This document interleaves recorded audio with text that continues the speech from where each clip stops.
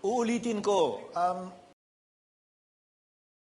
impeach ang Vice President. Klarong ayaw nila sa Vice President. Sinabi ko rin nilang ulit na noon. Sino mang pabor o kontra sa impeachment, sino mang pabor o kontra sa nasasakdal, hindi namin papakinggan. Gagawin namin kung anong tingin namin tama at naayon sa batas. At hindi ba sapat na sa ngayon, kinatigan ng Korte Suprema ang ilan sa posisyon ng Kamara, ng Senado. Out of the 11 questions of the Supreme Court, 5 of those were questions of the Senate itself to the House of Representatives. Kulang-kulang kalahati, pareho ang tinanong ng Senado sa Kamara at tinanong ng Korte Suprema. Maliban na lamang siyempre, kung tingin na naman nila sa Korte Suprema, ay hindi rin patas. Dahan-dahan na.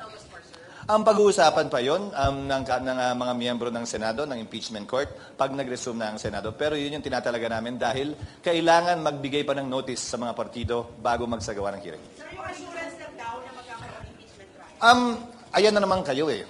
Hindi ko kailangan sagutin yung mga tanong na pabalang tulad niyan galing sa mga grupo, ulitin ko na nangungulit lamang at gigil na gigil na matuloy yung impeachment trial. Tutuloy at mangyayari yan ayon sa batas. Sir, according to Senator Jigo Estrada, planchado na yung pagpupuno din bilang Senate President.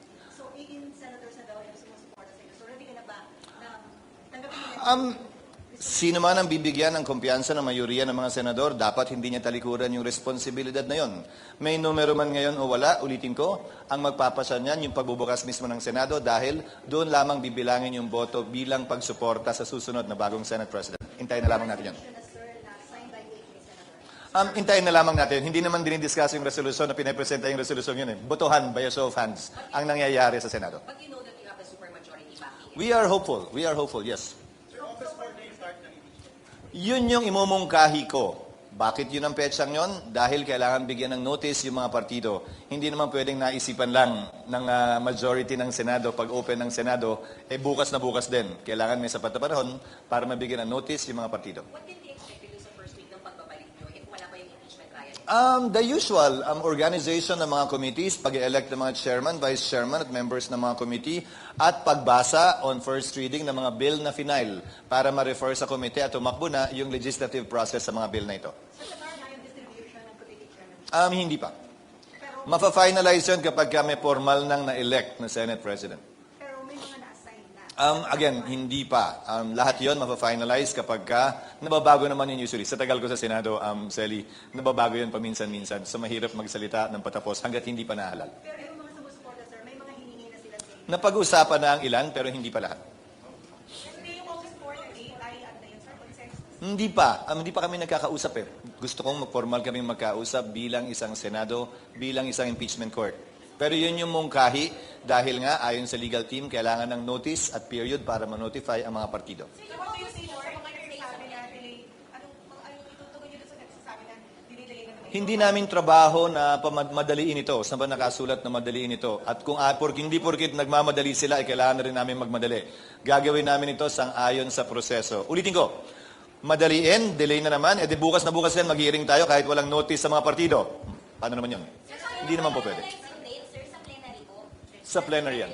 I-announce yan sa plenary. Sir, anong notices hindi pa pwedeng ipadala? Ba't kailangan sa first? Hindi, kasi kailangan pagkasunduan pa rin yan ng bagong kongreso. Alalahanin nyo, may mga bagong miyembro, bagong kongreso ito, at kailangan pagpasyahan ng ilan sa mga bagay na pinagpasyahan ng 19th Congress. Sinabi ko na sa inyo noon yan. The 19th Congress cannot bind the 20th Congress. The 20th Congress would have to make decisions all over again. Not only the Senate, including the House. Kaya kasama, hindi ba, sa order na binigay ng Senado sa Kamara, pagtibayin nyo na gusto nyo pa rin talaga ito sa ilalim ng 20th Congress. So, magiging issue pa rin yung jurisdiction sa 20th Congress? May mga miyembro nagsabi ng i-raise nila yan. So, antabayan na natin kung mangyayari nga yan at kung mangyayari man, pagbobotohan ng plenaryo. Para sa akin, tumawid yan. Tatawid at tumawid yan. Sabi ko na yan noon. Pero, posisyon ko yon. Iba ang posisyon marahil o magiging posisyon ng mayoriya ng Senado pagdating ng panahon na ito'y pagbotohan. So, kung sabihin ng majority, walang jurisdiction, tapos na yung Wala naman ako sa lugar ng majority. The Senate is a deliberative body and we settle everything.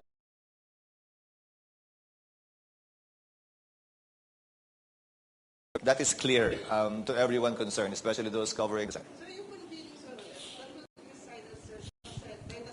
Upon consultation by the Senate, yes. The Senate and the impeachment court are one and the same. So pag-uusapan namin yan without necessarily convening the impeachment court, I think.